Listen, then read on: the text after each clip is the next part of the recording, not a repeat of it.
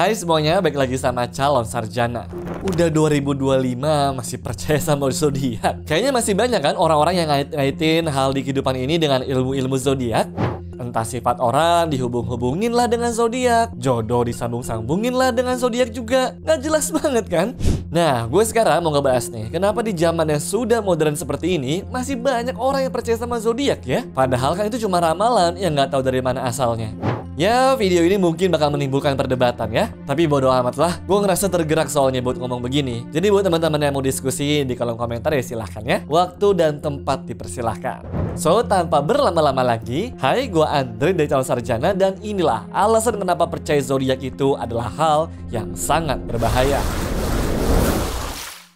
Awalnya gue sempat mikir kalau zodiak itu asalnya dari peradaban kuno di Cina. Cuma setelah gue riset, ternyata zodiak itu asal-usulnya dari bangsa Babilonia dan juga Yunani. Kata zodiak sendiri berasal dari bahasa Yunani yaitu zodiakos kaiklos yang artinya adalah lingkaran hewan. Selain arti itu, gue juga nemu fakta menarik nih teman-teman. Konsep zodiak ini pertama kali muncul sekitar 3000 tahun sebelum Masehi ya. Kegunaannya tentu bukan kayak sekarang yang kita kenal untuk meramal ya. Orang-orang Babilonia zaman itu pakai zodiak untuk mengamati pergerakan bintang dan juga planet yang mereka yakini mempengaruhi kehidupan di bumi. Seiring berjalannya waktu, sekitar akhir abad ke-5 sebelum Masehi, astronom Babilonia membagi langit menjadi 12 bagian berdasarkan rasi bintang yang terlihat sepanjang tahunnya. Nah, setelah masa itu, bangsa Yunani dan juga Romawi mengadopsi lah tuh sistem zodiak tersebut. Tapi nggak cuma sekedar diadopsi, mereka juga mengembangkannya lebih lanjut teman-teman. Bahkan saat itu, seorang astronom Yunani yaitu Ptolemy menulis buku Tetrabiblos yang menjadi referensi utama dalam astrologi modern. Nah, sejak saat itulah teman-teman, ilmu astrologi menyebar ke Romawi, ke India, dan juga seluruh dunia. Seperti yang gue bilang tadi, astrologi di zaman dulu dan juga zaman sekarang tuh berbeda banget fungsinya.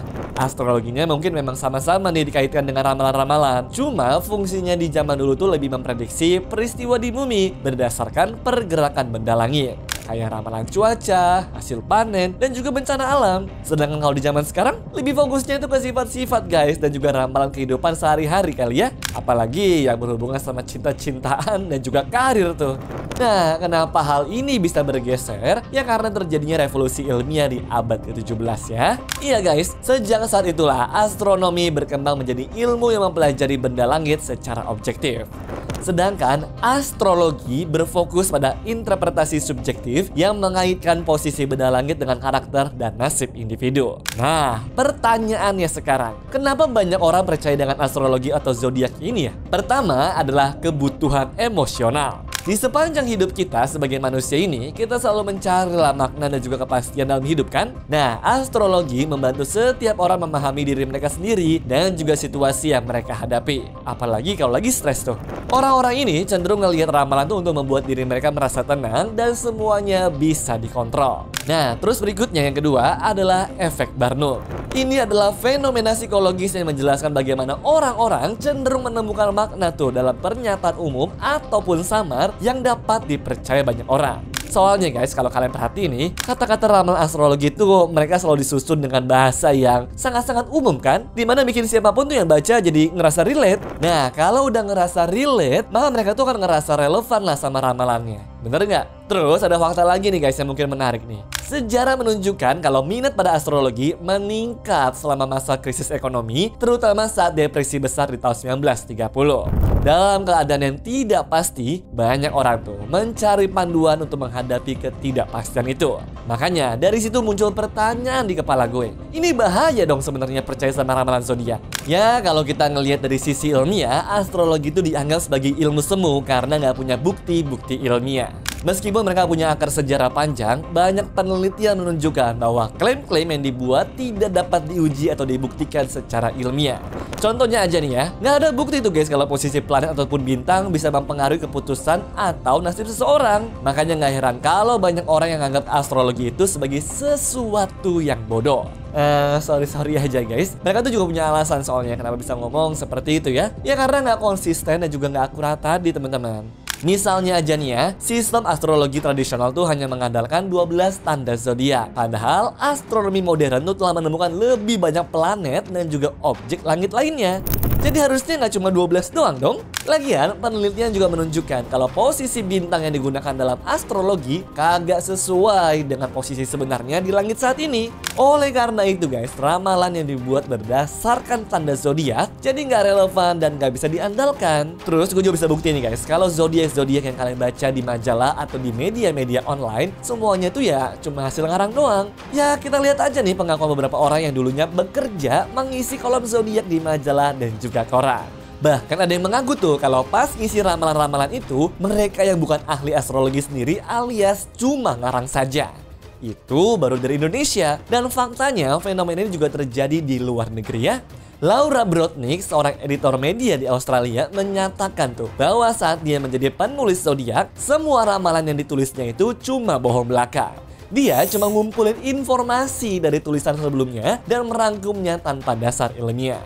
Terus ada juga seorang ex-astrologer yang membongkar rahasia dapurnya juga nih teman-teman. Di video bahkan dia bilang kalau ini adalah salah satu cara iblis untuk mempengaruhi kepribadian kalian dan membuka pintu bagi roh-roh jahat. The first step that the devil uses in astrology is to get you to come into agreement and to accept your zodiac sign. This affects your personality and it opens the door for demons to come into your life. Dan itulah guys, salah satu alasan yang bisa gue share ke kalian mengapa percaya zodiak itu adalah seperti sebuah kebodohan. Tapi ada yang lebih parah lagi sebenarnya, yaitu bahaya kalau kita percaya.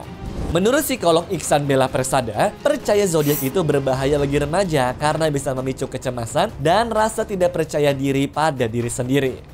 Soalnya menurut dia juga, remaja itu cenderung punya locus of control atau kendali diri yang dipengaruhi dari luar. Mereka akan cenderung bergantung terhadap apa yang diramalkan oleh zodiak tersebut lah intinya. Padahal seperti sudah kita buktikan tadi, semua yang kalian baca itu bisa berasa relevan ya karena bahasanya tuh umum kan? Ibaratnya, semua orang yang pernah ngalamin hal itulah. Terus tahu nggak apa yang lebih bahayanya lagi? Dan ini guys, gue lihat di beberapa teman-teman gue sendiri ya. Jadi di saat ramalannya tuh bagus, dimana dia ngomong bakalan kaya, bakalan dapat pacar dan hal-hal baik lainnya lah. Nah, disitulah bahayanya muncul. Karena mereka jadi kehilangan kendali atas hidup mereka sendiri. Nah, ketika seseorang percaya bahwa nasib mereka ditentukan oleh planet atau bintang, mereka mungkin menjadi pasif dan tidak berusaha untuk mengubah keadaan hidupnya.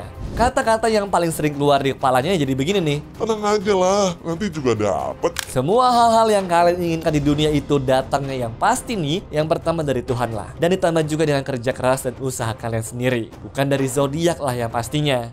Kalau memang nih menurut ramalan Aries bakalan kaya dalam waktu dekat, seharusnya semua Aries di muka bumi ini bakalan kayak begitu juga kan?